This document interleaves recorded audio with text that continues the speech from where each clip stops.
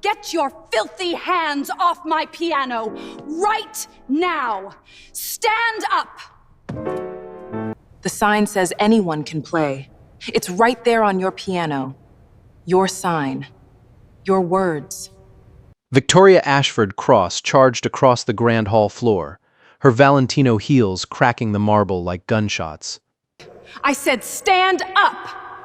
You think I don't see what you are? You were on your knees scrubbing trays an hour ago, and now you're sitting where real musicians sit, dragging your greasy little fingers across $300,000 worth of keys like you own the place. Ivy Malone's hands lifted from the keyboard. The last note of His Eye is on the Sparrow died somewhere in the 12-meter ceiling above 300 silent guests. Victoria reached the platform, grabbed Ivy's arm, and yanked her off the bench. Ivy stumbled, caught herself on the edge of the piano. Victoria didn't let go. She held Ivy's wrist up in the air like a prosecutor holding evidence, turning it so the front rows could see. Look at this. Everybody look. Cracked knuckles. Calluses. Black under the fingernails. These are not a musician's hands. These are mop hands. Scrubbing hands. Toilet bowl hands. And this little country girl dragged them across my Steinway like she was wiping down a counter at Waffle House. She released Ivy's wrist with a flick like she was dropping something dirty. Then, she picked up the champagne flute from the nearest guest's hand without asking, turned back to Ivy, and poured it slowly over Ivy's head. The gold liquid ran down Ivy's twist-outs, down her forehead, down the faded hoodie, and dripped onto the hardwood platform next to the Steinway's brass pedals. Ivy flinched, but she didn't move. She stood there with champagne running into her eyes and her fists clenched at her sides while 300 people watched, and not one of them said stop. "The sign says anyone can play," Ivy said. Her voice was low and steady, the kind of steady that costs everything to hold. "It's right there on your piano. Your sign? Your words?" Victoria laughed. One sharp note. "That sign is for guests, little girl, Donners. People who earned their place in this room. Not the help." She stepped closer, close enough that Ivy could smell the Chanel and the second bottle of Bordeaux on her breath. "Or did you think putting on a hoodie and sneaking back in after your little shift made you somebody? You're not a guest. You're not a musician. You're a girl who busses tables and tunes pianos. She'll never be good enough to play. That sign was never for someone like you. And somewhere deep down in that thick skull, you already know that." The room was still. A woman in emeralds studied her glass. Two men by the terrace found the curtains fascinating. Across the hall, the evening's headline pianist stood frozen in the side doorway, one hand on the frame, eyes locked on Ivy's face. Victoria didn't know those toilet bowl hands had won a gold medal in Paris and made 2,000 people rise to their feet. She didn't know that everything she'd built with money and no talent was about to come apart in days. Now, before I tell you how this all started, let me ask, where are you watching this from right now? Drop your city in the comments. I want to know who's in this room with me tonight. And wherever you are, I pray God keeps you covered and gives you the strength to stay still when staying still is the hardest thing you've ever done. If this channel has been blessing your day, don't forget to show some love with a like and a subscribe. That's how we keep these stories coming. Now, to understand how Ivy Malone ended up on that stage, soaking wet, standing in front of 300 strangers who didn't lift a finger, we got to go back to 3:15 that same afternoon.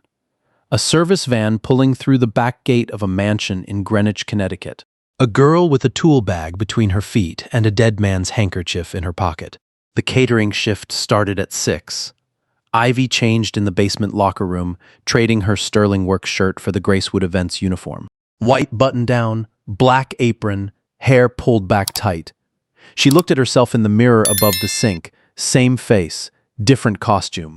She folded her father's handkerchief and slipped it into her back pocket, under the apron, where nobody would see it but she would know it was there.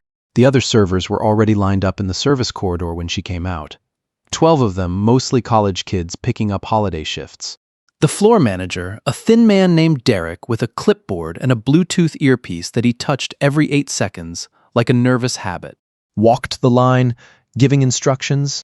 300 guests. Champagne on arrival. Wine service begins at 7:30. Do not speak unless spoken to. Do not make eye contact longer than 2 seconds. If a guest asks your name, smile and answer.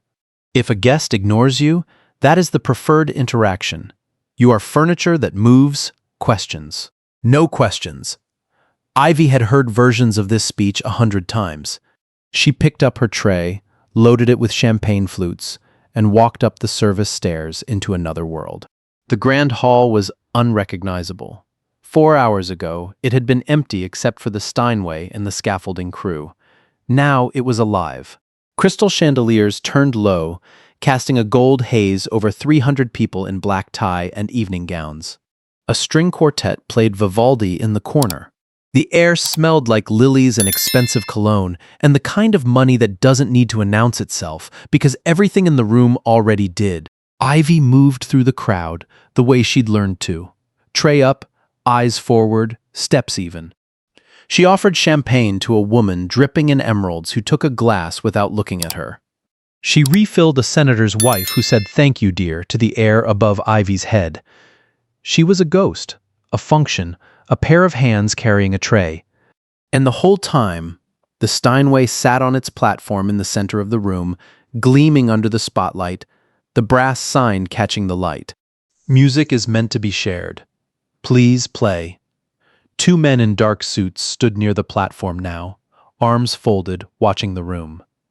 Security. The sign said, "Please play." The suits said, "Try it."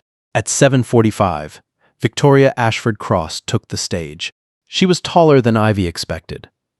Silver hair swept into a chignon so tight it looked architectural. A Dior gown in midnight blue. Diamonds at the throat, the wrists, the ears. She moved to the microphone the way a woman moves when she has never in her life been told no. "Welcome," Victoria said, "to the 23rd annual Ashford evening." Her voice was warm and practiced. The voice of a woman who had given this speech 22 times before and would give it 22 more. Tonight is about legacy, about protecting the sacred traditions of classical music in a world that increasingly forgets what excellence looks like. She talked for 12 minutes. Ivy stood near the east wall, tray balanced on her palm, and listened. Victoria spoke about Beethoven's spiritual discipline. She referenced Chopin's Ballade, No. 3 in F major. It was No. 3 in A-flat major. Ivy's jaw tightened. She said nothing. Victoria introduced Sasha Kim as the future of classical music. Sasha walked out from the side room in a silver gown that didn't look like she'd chosen it herself. Smiled the smile of someone who'd been told exactly how wide to make it, and sat at the Steinway. She played Liszt's Consolation No. 3. It was clean, technically precise. Beautiful the way a painting in a hotel lobby is beautiful. Safe. The crowd applauded. Victoria beamed like she'd played it herself. Ivy collected empty glasses. She wiped a ring of condensation off a table near the platform. She passed within 4 feet of the Steinway and kept her eyes on her tray. But her fingers, the ones holding the tray, were pressing against the metal like they were looking for keys that weren't there. At 9:12, her shift ended. She clocked out on Derek's clipboard, went downstairs, untied the apron, unbuttoned the white shirt, and changed back into her own clothes. Faded black hoodie, jeans, beat-up Nikes with a fraying left sole. She zipped her jacket, put the handkerchief in her back pocket, and headed for the service exit. The back door opened to a loading dock. Rain. Not heavy, but steady. Cold November rain that came sideways off the Sound and hit the concrete in a hiss. Ivy stood under the overhang and looked at the parking lot. Hosea's van was gone.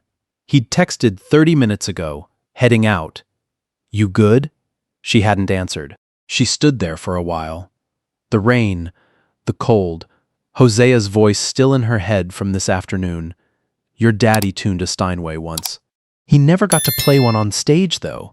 And underneath that, the other thing Hosea had said, the thing that had been drilling into her skull for the last 6 hours. "You sound just like your daddy right now, stubborn and scared." Scared. He'd called her scared. Earl Malone, the man who rebuilt a broken piano from nothing, who drove his daughter to every competition, who sat alone in front of a Baldwin upright watching a live stream from Paris with his hand over his heart. That man was never scared. And Hosea had put Ivy's name next to his and called them both the same word. She wiped the rain off her face, turned back inside. She told herself she was going to use the restroom before calling a ride share. That was the story she told herself as she walked past the lockers, past the service corridor, and up the stairs. That was the story as she pushed through the door into the grand hall. The cocktail hour between sets was winding down. Guests milled in clusters, laughing too loud, holding glasses they'd stopped tasting 2 drinks ago. The string quartet had packed up. The spotlight on the Steinway was still on, but the platform was empty. The 2 security men were gone, pulled away to help rearrange seating for the second half. The brass sign still sat on its little stand. Music is meant to be shared.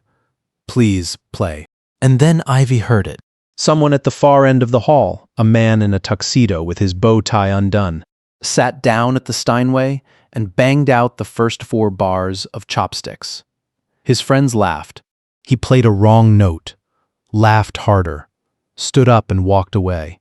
The sound of that wrong note rang in Ivy's chest like a splinter.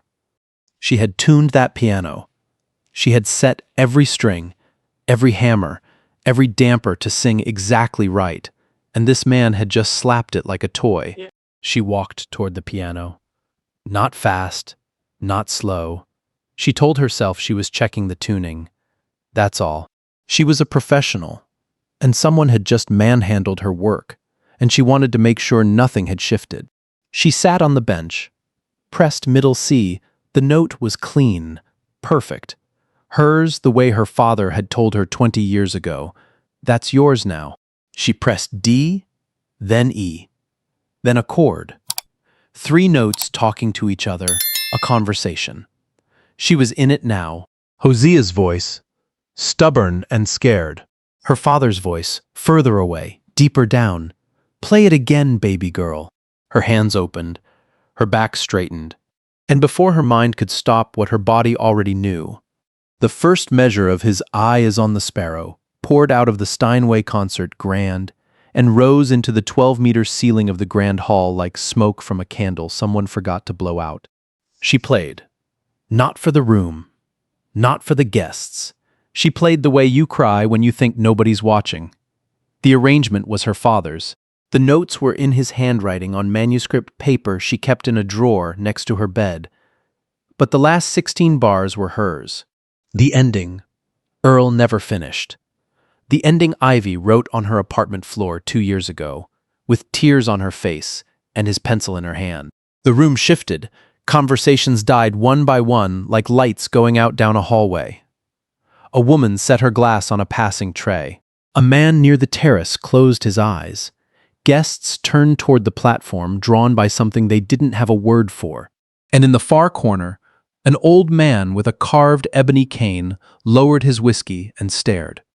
He squinted through the chandelier light at the girl on the bench, young, black, natural hair, playing something that made his hands shake. He knew this piece. He didn't know how he knew it, but he knew it. Across the hall, the side door opened. The evening's headline pianist stepped into the doorway. Still in her silver gown, her silver ring frozen between her fingers, she listened for 10 seconds. Then her hand came up and covered her mouth. And from the second-floor mezzanine, coming down the main staircase with her Valentino heels already cracking the marble, Victoria Ashford Cross heard music that was not on her schedule, coming from a piano that did not have her permission, played by hands she had not approved. Victoria's heels hit the grand hall floor, and the crowd parted without being asked. She moved through them the way weather moves through a valley. Inevitable. Everyone saw her face before she reached the platform. Her jaw was locked, her nostrils flared. The diamonds at her throat caught the light and threw it in sharp little bursts across the nearest guests, who stepped back, the way you step back from something about to break. She reached the Steinway. She saw the girl, the hoodie, the jeans, the sneakers on her brass pedals, and something behind Victoria's eyes went flat, like a switch turning off. She grabbed Ivy's arm and yanked her off the bench. Ivy stumbled, caught herself on the edge of the piano. Victoria held her wrist up in the air, turning it so the front rows could see. Look at this. Everybody look. Cracked knuckles, calluses, black under the fingernails. She released Ivy's wrist with a flick like dropping something from the bottom of a trash can. Then she picked up the champagne flute from the nearest guest's hand, turned back to Ivy, and poured it slowly over her head. The gold liquid ran down Ivy's twist-outs, down her forehead, down the hoodie, and dripped onto the platform next to the Steinway's pedals. "You were on your knees scrubbing trays an hour ago," Victoria said. "And now you're sitting where real musicians sit. Those are not pianists' hands." "Those are mop hands, toilet bowl hands." And this little country girl dragged them across my Steinway like she was wiping down a counter at Waffle House. 300 people watched. Not one of them said stop. "The sign says anyone can play," Ivy said, low, steady. "The kind of steady that costs everything to hold. It's right there on your piano, your sign." "Your words." Victoria laughed. One sharp note. "That sign is for guests, little girl, not the help. That sign was never for someone like you." And somewhere deep down in that thick skull, you already know that Ivy stood with champagne running into her eyes. She didn't apologize. She didn't explain. She turned and walked off the platform, through the crowd that parted the way people step aside for someone carrying something broken, and disappeared through the service corridor door. She made it down 8 steps before her knees gave. She sat on the concrete stairs, back against the brick wall, and pressed her hands against her face. Champagne and tears, and the smell of Chanel that had transferred from Victoria's fingers to her wrist. Her whole body shook, not crying, something deeper than crying, something that didn't have a sound. Hosea found her 4 minutes later. He came down the stairs fast, his bad knees popping on every step, the wintergreen smell arriving before he did. He sat next to her without asking. "I heard," he said. "Then you heard me leave? I heard you play first." His voice cracked on the wordplay. "Ivy, your daddy's arrangement, The Sparrow, you finished it." "Don't!" "Young lady," the business voice. "You just played the most beautiful thing I've heard in 20 years, and that woman poured champagne on your head for it. And you're sitting here telling me don't?" Ivy pulled her hands from her face. "What do you want me to do, Hosea? Go back up there. Sit down and play again while she calls security." "Your daddy would have." "My daddy is dead." The word bounced off the brick walls. She closed her eyes. "He's dead because I wanted a book of Ravel etudes. He's dead because I couldn't wait one more day. And now I'm in a basement with champagne in my hair because I couldn't just walk past a piano." Her voice dropped. "What is wrong with me?" Jose waited. Then, softer than she'd ever heard him. "Your daddy would have sat down at that piano and shut every last one of them up." The sentence hung between them. Not comfort, a challenge. The truth they'd been circling for 4 years. "I can't," Ivy whispered. My left ear, I couldn't even tell if I was in balance up there. The whole time, just guessing and hoping, sounded like a lot more than guessing. "You don't understand." "I understand 300 people stopped talking. I understand that girl Victoria parades around, came to the door, and covered her mouth. I understand a man I've seen on the cover of Jazz Times twice put down his whiskey and stared at you like he was seeing a ghost." He paused. "I understand just fine." Ivy shook her head, stood, wiped her face with her sleeve. "Where are you going?" "Home." "Ivy." "I'm going home, Hosea." She walked down the corridor. 14 steps, turned the corner, gone. Hosea sat for another minute, then pulled his phone, scrolled to the contact he'd been staring at for 3 months. Professor Leonard Osei. Pressed call. 2 rings. "Leonard, it's Hosea Tate, Earl Malone's friend. I know it's been years, but I need to tell you something about Earl's daughter. And I need to tell you tonight." Downstairs, the locker room door opened. Sasha Kim stood in the doorway in her silver gown, mascara smudged under her left eye, one hand on the frame. Ivy looked up from the bench where she sat with her bag on her lap. 2 girls who had no reason to know each other, standing on opposite sides of the same woman's cruelty. "She picks out my dresses," Sasha said. "No introduction. She picks my music. She tells me how wide to smile during my bow. And if I don't? She stopped, twisted the ring. Last month, in the Hamptons, she sent me to a private dinner at one of her donors' houses. It wasn't a performance, it was... She stopped again. Longer this time. Swallowed. Those aren't serving hands. I watched you play from the doorway. Those are musicians' hands. Ivy said nothing, but she didn't look away. Who are you? Sasha asked. Nobody. I'm nobody. Sasha stared at her for a long moment. Then she pulled a tissue from somewhere inside the silver gown, held it out. Ivy took it, wiped the champagne from her neck. Neither of them spoke, but something passed between them in that silence. The quiet recognition of two people who had both been made small by the same pair of hands. Sasha's phone buzzed. She glanced at it, closed her eyes for a second, and left without another word.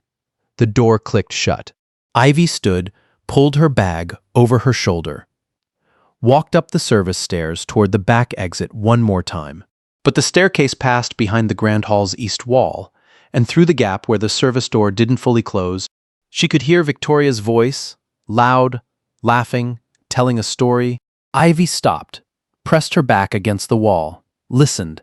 The serving girl, I swear to you, sitting at my Steinway in a hoodie and those dreadful sneakers, banging on the keys like she was playing a toy at Walmart. Laughter from the crowd.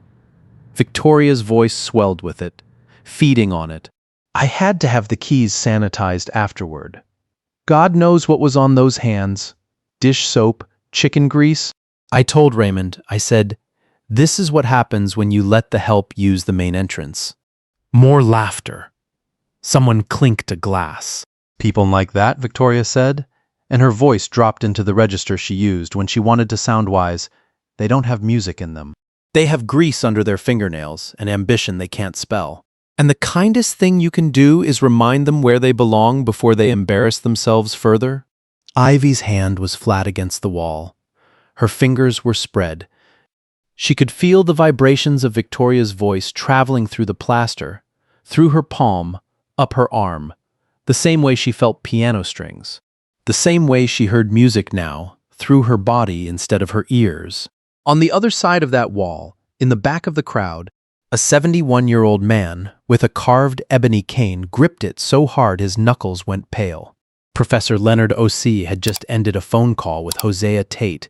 He had just learned the name of the girl on the piano bench.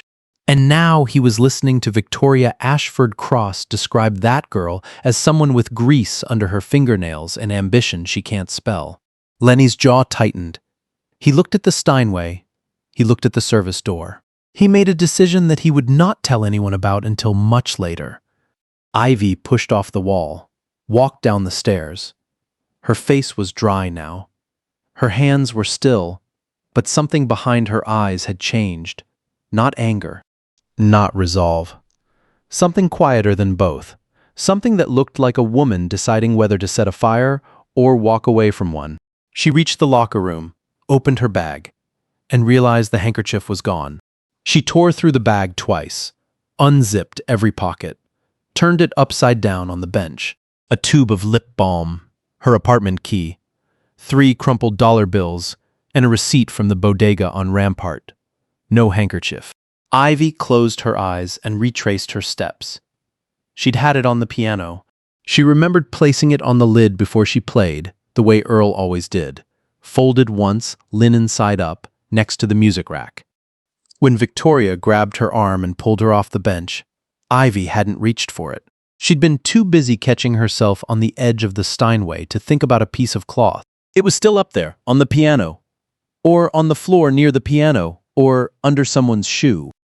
Her father's handkerchief. The one he carried for 30 years. The one that smelled like rosin and lemon drops until it didn't anymore. Until it just smelled like old linen because the man who gave it those smells was gone. The last physical thing she had that his hands had touched every single day. She couldn't leave without it.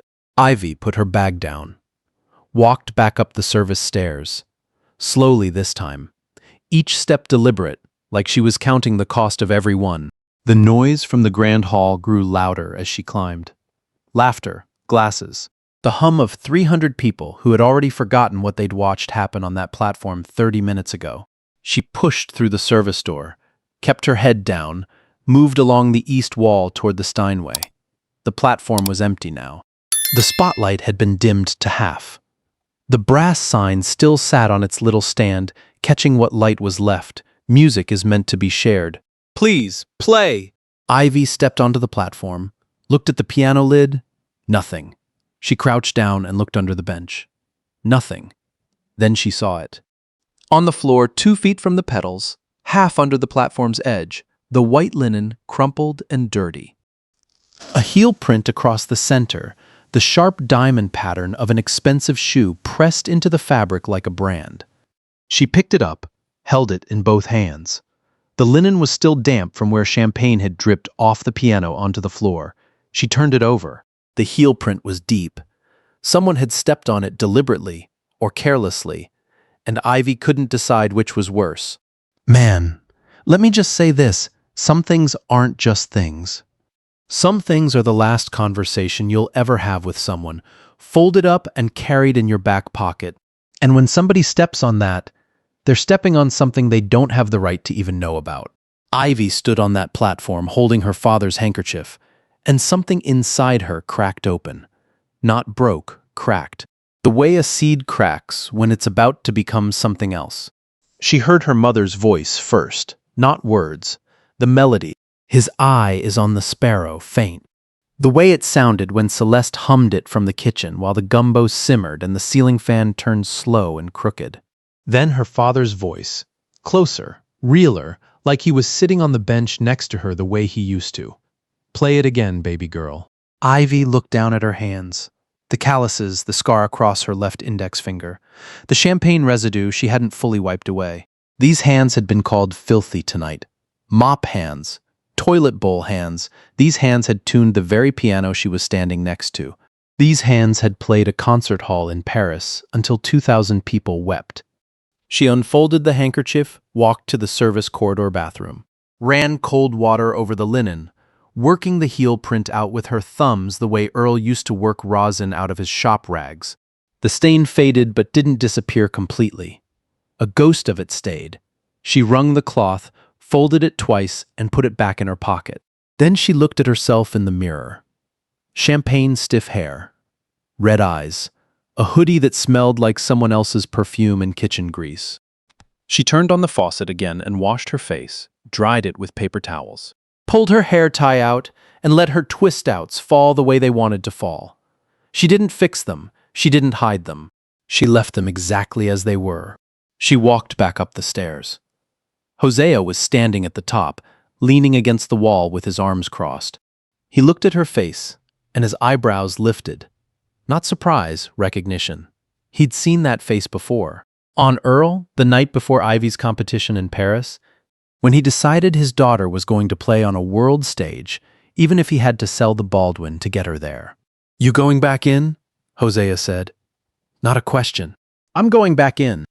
He nodded once, didn't smile, didn't give a speech. He reached into his jacket pocket and pulled out a praline wrapped in wax paper. From the little shop on Magazine Street, he always carried one.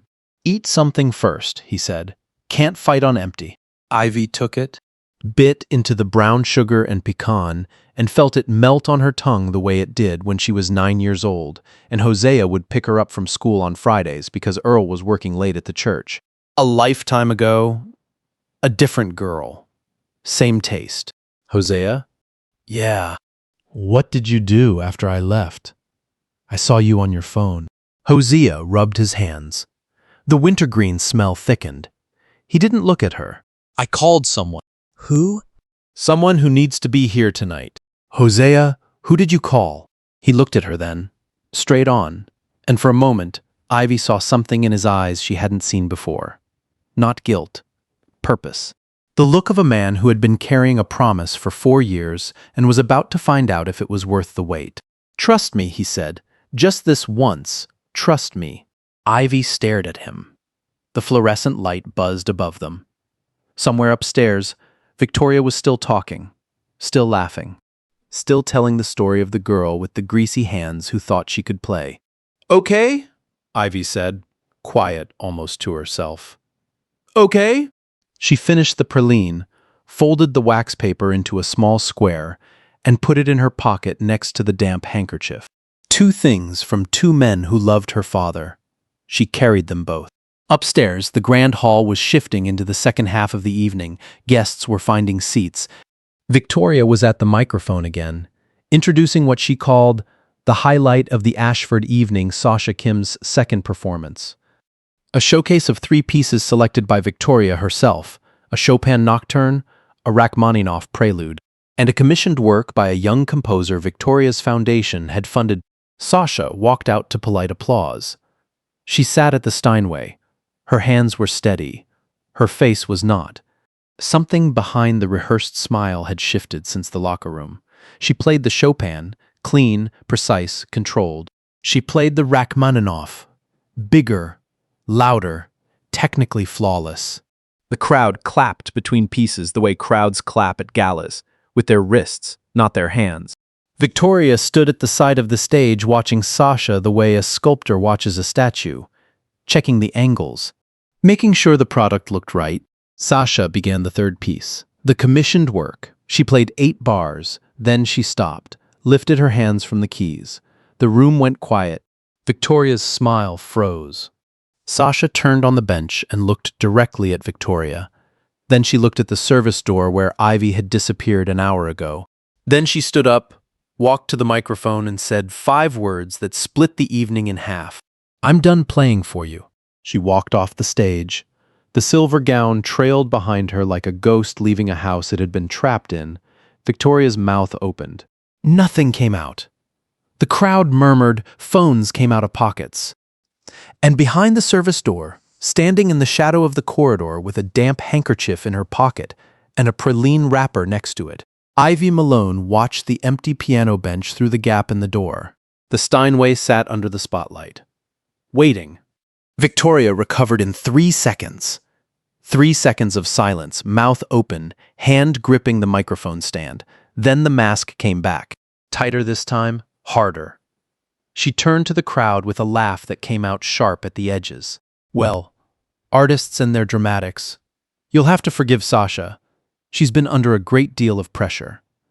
She smoothed the front of her Dior gown. I'm sure we'll sort this out privately. In the meantime, is there anyone in the room who'd like to... She stopped. Because through the service door, stepping into the grand hall light like someone crossing a border, was the girl in the hoodie. Victoria's face changed. Not anger this time. Something colder. Calculation. Oh, she said into the microphone. Soft, almost amused. She's back. The crowd turned. 300 heads. Ivy felt every one of them like a hand pressing on her chest. She stood just inside the door, her sneakers on the marble, her twist-outs still damp, the smell of kitchen and champagne still on her clothes. She looked at the empty bench. She looked at the Steinway. She looked at the brass sign. You know what? Victoria said, and her voice dropped into the register of a woman who had just been handed a gift she didn't expect. Let's settle this. You wanted to play my piano so badly? Fine. She extended her arm toward the Steinway, like a game show host revealing a prize. Play. Right now, in front of every person in this room. Show us all what a serving girl's music sounds like. The crowd went still. A few people exchanged glances. The woman in emeralds put her glass down. Raymond Cross straightened in his corner. Victoria smiled. The smile of someone holding 4 aces. In her mind, this was already over. Either the girl would turn and run, proving she didn't belong, or she would sit down and fumble through something embarrassing, proving it louder. Either way, Victoria won. Either way, the story she'd been telling all night became true. I insist, Victoria said. Please, we're all waiting. Ivy didn't move. Her eyes were on the piano, but her mind was somewhere else. The locker room, the staircase.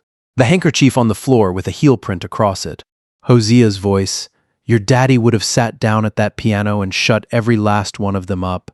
And the other voice, the older one, the one that lived in her bones. Play it again, baby girl. But there was a third voice, the one she'd been listening to for 4 years.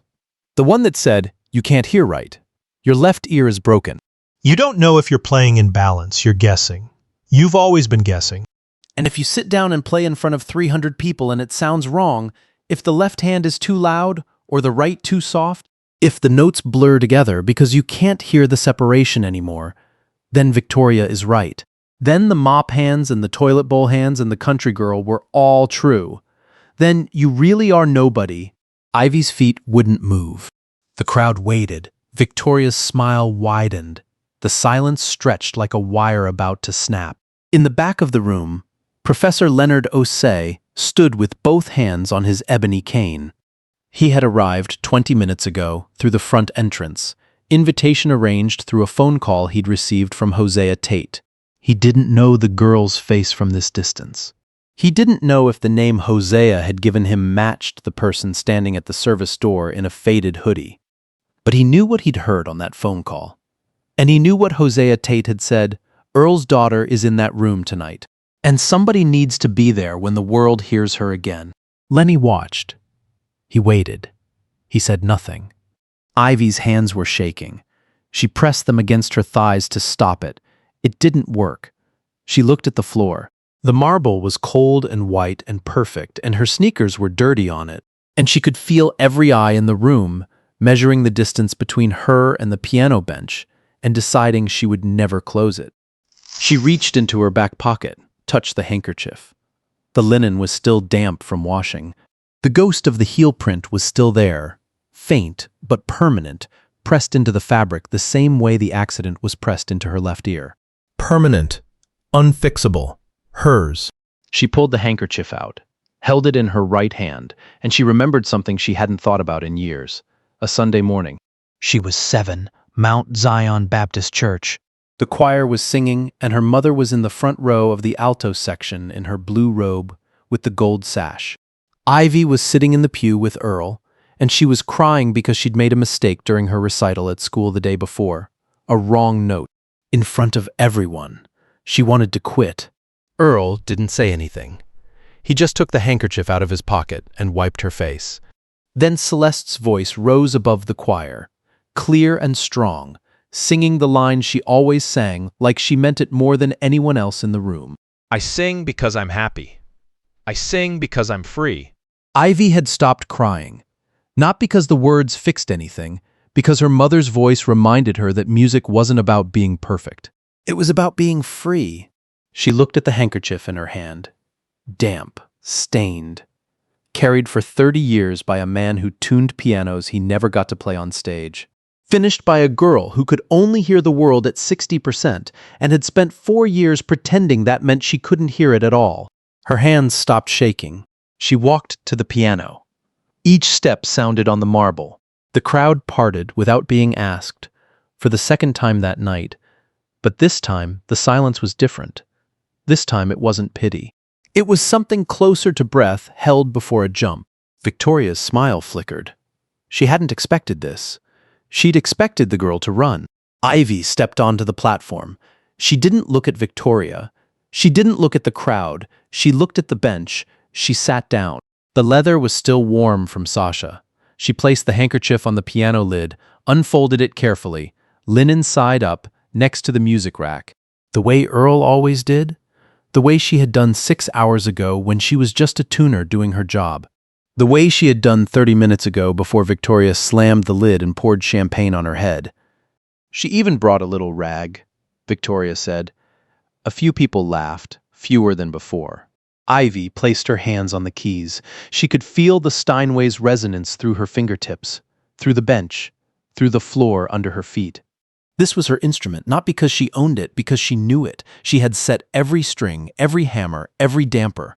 She knew its voice better than anyone in this building, including the woman who paid for it. She closed her eyes. The grand hall disappeared. The crowd disappeared. Victoria disappeared. There was only the piano, and the memory of her father's hands lifting her onto a bench 20 years ago and placing her finger on middle C. "That's yours now," he had said. "That note belongs to you." Ivy pressed middle C. The note rang through the 12-meter ceiling, pure and whole and hers. Then she began to play. The first measure of his eye is on the sparrow came out of the Steinway like something that had been locked in a room for 4 years and finally found the door open. Not loud, not showy. Quiet, the way a prayer is quiet. The melody rose from the bass register, her father's voicing, dark and warm, the kind of sound that sits in your stomach before it reaches your ears. Ivy played with her eyes closed. Her left ear caught 60%, her right ear caught the rest. And her hands, the hands Victoria had called filthy, mop hands, toilet bowl hands, caught everything else. She felt the vibration through the keys, through the soundboard, through the bench, through the floor. She heard with her whole body the way she'd learned to in 4 years of silence. And what came out was not a performance. It was a conversation.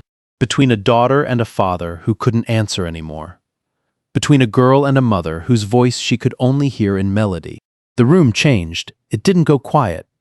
It went still. The kind of still that happens in a church when somebody prays out loud and means it. The woman in emeralds pressed her hand against her mouth. A senator's wife set her champagne on the floor because she forgot she was holding it.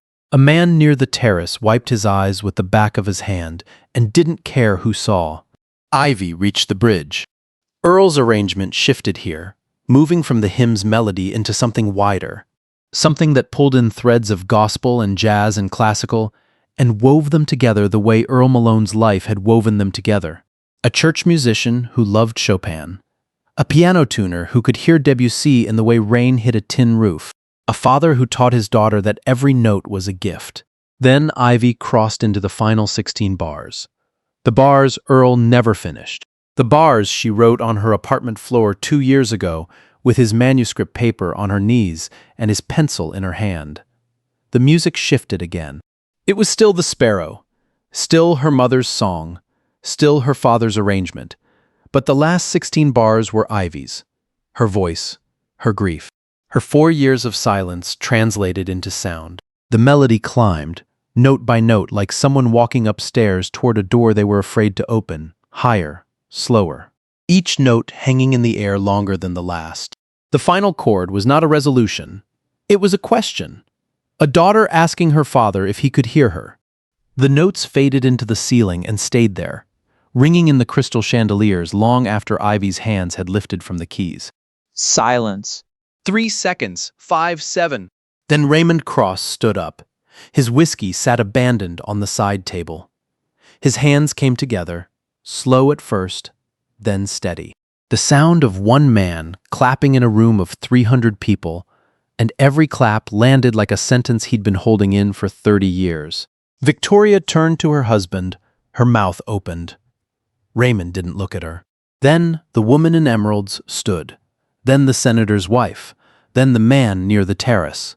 One by one, row by row, like dominoes falling in reverse, 300 people rose to their feet.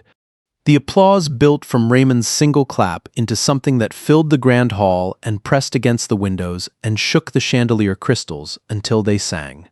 Ivy sat on the bench with her hands in her lap. She didn't stand. She didn't bow. She stared at the handkerchief on the piano lid and her shoulders trembled once, then were still.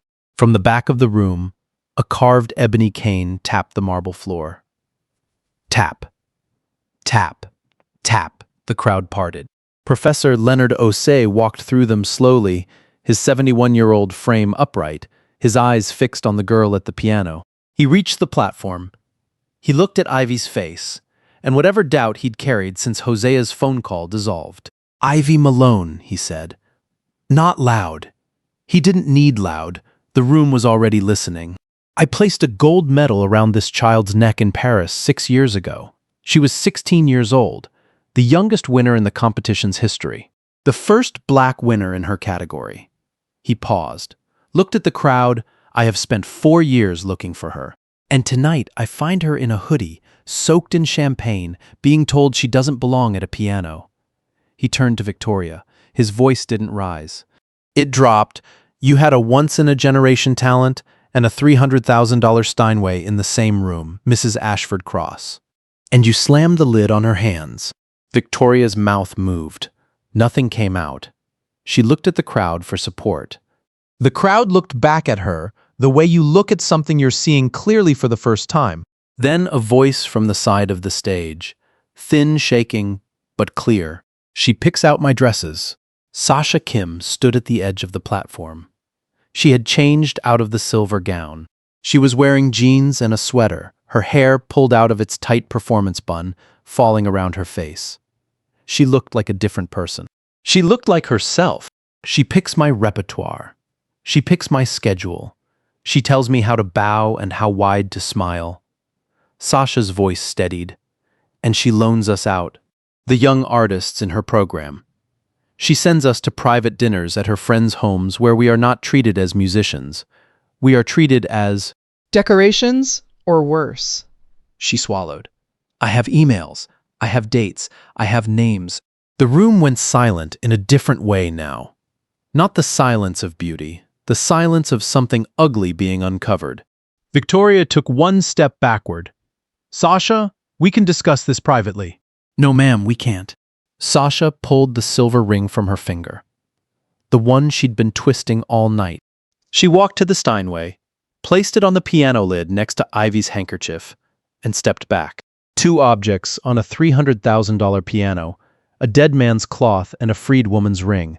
Victoria turned to Raymond, her last anchor. Her husband stood 6 feet away with his hands at his sides and his eyes steady. My father, Raymond said, was a music teacher in a public school in Bridgeport. He taught children who couldn't afford instruments to love music anyway. You made me ashamed of that for 30 years. He unbuttoned his jacket. I'm not ashamed anymore. He walked out of the grand hall. His footsteps echoed until the door closed behind him. Victoria stood on the stage alone. The spotlight that had been on the Steinway caught her too. And for the first time all night, she looked exactly the way she'd made Ivy look an hour ago. Small, exposed, nowhere to hide. Phones were recording.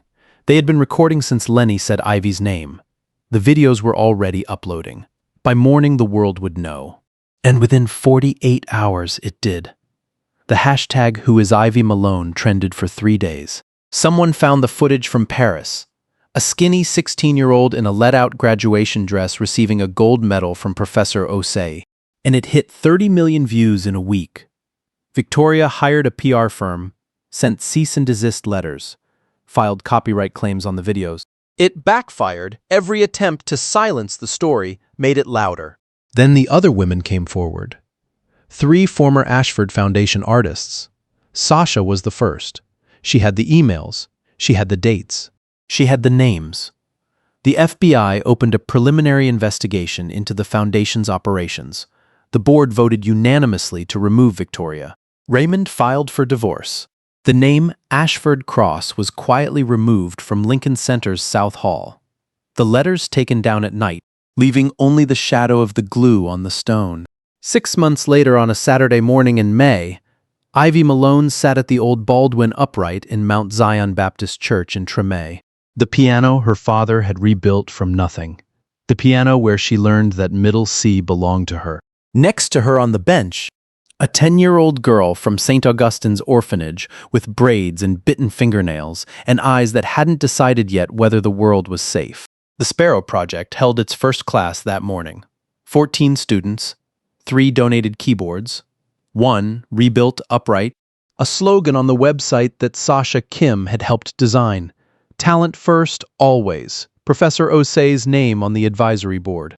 Hosea Tate in the back row, rubbing joint cream into his knuckles, not saying a word.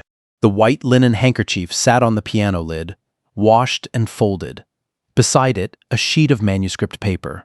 The last page of His Eye is on the Sparrow, Earl's handwriting in the first 12 bars, slanted and careful. Ivy's handwriting in the last 16, smaller, steadier, finishing the sentence her father started. Ivy placed the girl's fingers on the keys. Right hand, index finger, middle C. Feel it first, Ivy said, then play. The girl pressed down.